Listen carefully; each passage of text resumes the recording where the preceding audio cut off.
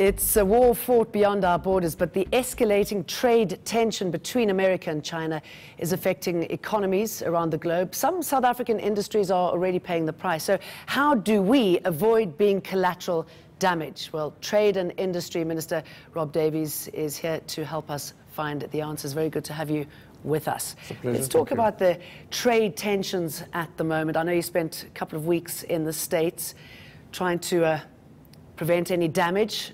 It didn't work. What's the situation there? What's gone wrong now?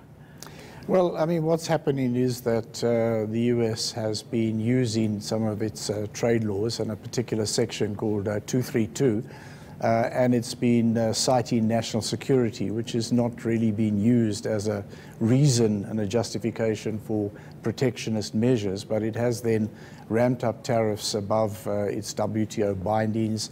It's breached the AGOA preferences that we've been benefiting from.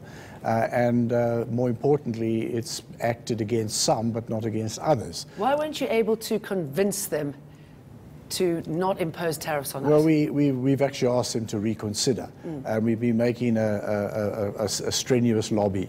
So what they've imposed on us at the moment is on steel and aluminium, and the industry... Huge percentages.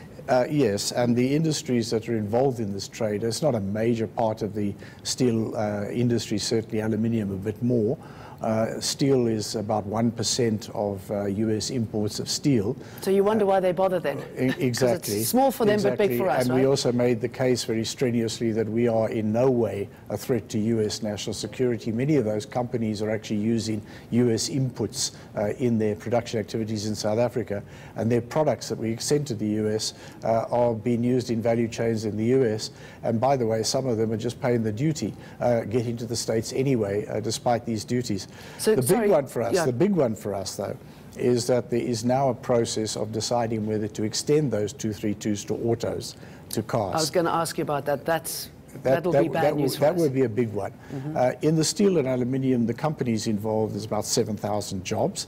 Now, it doesn't mean that all of those jobs are going to be lost, because some of those companies are able to, produce for the domestic market and export elsewhere.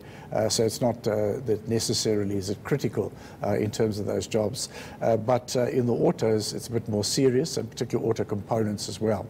That would make a big hole in our AGOA preferences. So we lobby hard, and we've also pointed out to the Secretary for Commerce, Wilbur Ross, as well as the US Trade Representative, Robert Lighthizer.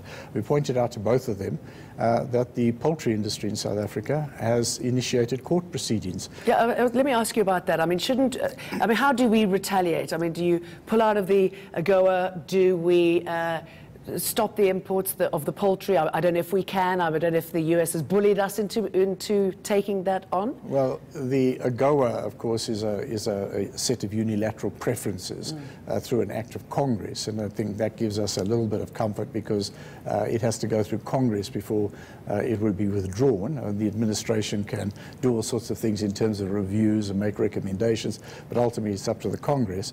But in terms of the chicken, when AGOA was renewed for 10 more years in 2015, South Africa was obliged, if we wanted to stay in AGOA, to make a concession in poultry.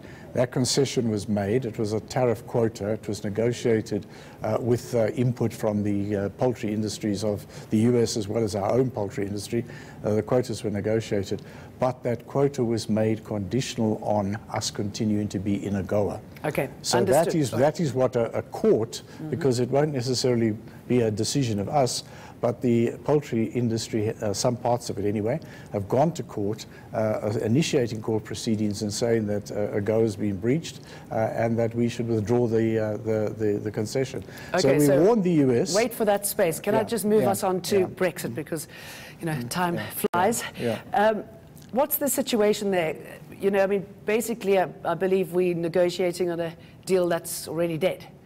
No, I think that actually we are benefiting from the fact that we engaged the UK very early on.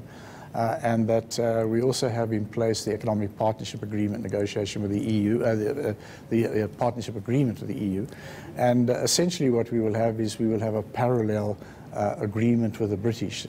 There is an issue that's outstanding, and that is that for South Africa, unlike most of the other countries that have benefited from economic partnership agreements, we don't get duty-free, quota-free for everything we produce.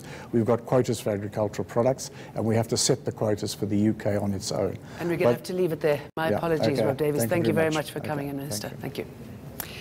Well, every day, nearly 24 people in South Africa commit suicide. Last week, UCT's top cardiologist took his own life. It's a topic filled with stigma and emotion, but we will tackle it with one of his family members next. This is Tonight with Jane Dunn.